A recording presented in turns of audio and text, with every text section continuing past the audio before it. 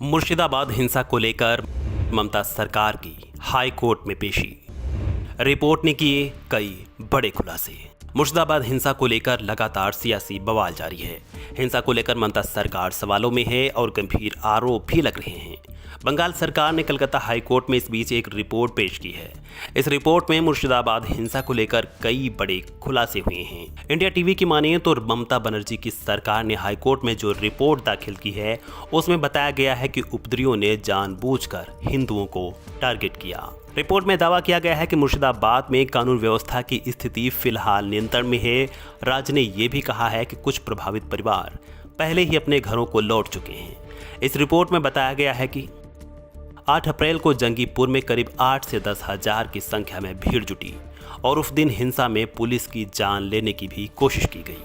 Police अधिकारी से उनकी लोडेड पिस्तौल छीनी गई। 11 अप्रैल को रघुनाथगंज और शमशेरगंज में 5-5 हजार लोग जुटे और जमकर उपद्रव मचाया। साथ ही 12 अप्रैल को उपद्रवियों ने हिंदुओं के घरों को भी टारगेट किया। इन सब के बीच पश्चिम बंगाल सरकार में मंत्री शशि पांजा ने भी हिंसा को लेकर बयान देते हुए कहा कि प्रशासन और मुख्यमंत्री ने हर संभव आवश्यक कदम उठाया है। देखिए, प्रशासन की ओर से और राज्य के मुख्यमंत्री ने हर कदम उठाया है, लेकिन हम लोग विगत सालों में भी देखे कि पश्चिम बंगाल में हमेशा जो है कमीशंस को भेजा जाता है जिससे कि और भी पश्चिम बंगाल को एक बदनाम करने की कोशिश। ये हम लोग ने विगत सालों में देखा कि इसके पीछे केवल राजनीतिक उद्देश्य रहता है।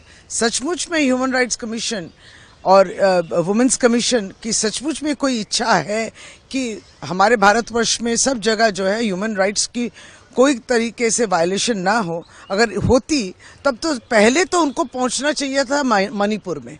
सबसे ज़्यादा अगर नागरिक के अधिकारों पे और उनके ऊपर अगर अत्याचार या जिस तरीके से सारे जगत में बात हो रही है मणिपुर को लेके, लेकिन वहाँ कमीशन भी नहीं पहुँचता है। कोई भी कमीशन, ह्यूमन राइट्स या वुमेन्स कमीशन नहीं पहुँचता। और हम लोग बंगाल में लगातार देखे हैं कि हमेशा कमीशंस या चाइल्ड राइट्स कमीशन सभी पहुँच जाते हैं और पहुँच के भी कहीं ना कहीं ये आप मेंबर को देखिए, जो मेंबर्स हैं इनकी पूर्व इतिहास भी देखिएगा, किस तरीके के उनकी भावनाएं वगैरह, ये सब विगत दिनों में हम लोग कमीशंस में देखे हैं। तो राजनीतिक उद्देश्य रहता ही है और वो राजनीतिक रूप से प्रभावित भी करते हैं। हमारे जो राज्य के कमीशंस हैं वो बाल सुरक्षा कमीशन बोलिए या नारी महिला कमीशन हो, उनको भी कभी नज़रअंदाज करना या उनके बातों को न सुनना, इस तरीके से हम लोग जो राष्ट्रीय कमीशन आते हैं उनकी ये इस तरीके के व्यवहार देखे। और कभी कभी ऐसा भी हुआ है कि कमीशन स्टेट कमीशन के संग एकदम लड़ाई झगड़ा, मतलब साफ सुथरे भाषा में स्टेट कमीशन ने देखा है कि ये कमीशन जब आते हैं वो लोगों को वहाँ भी उकसाते हैं, उनको लीडिंग क्वेश्चंस देके प्रोवोक करते हैं कि इस तरीके से आप कंप्लेंट कीजिए, जो शायद केंद्र सरकार के लिए मदद होगी या ये राज्य सरकार के विरुद्ध होगा या फिर भारतीय जनता पार्टी को जो अच्छा लगेगा उनके कानों में सुनने के लिए, इस तरीके के बात बोलने के लिए मजबूर भी करते हैं लोगों को।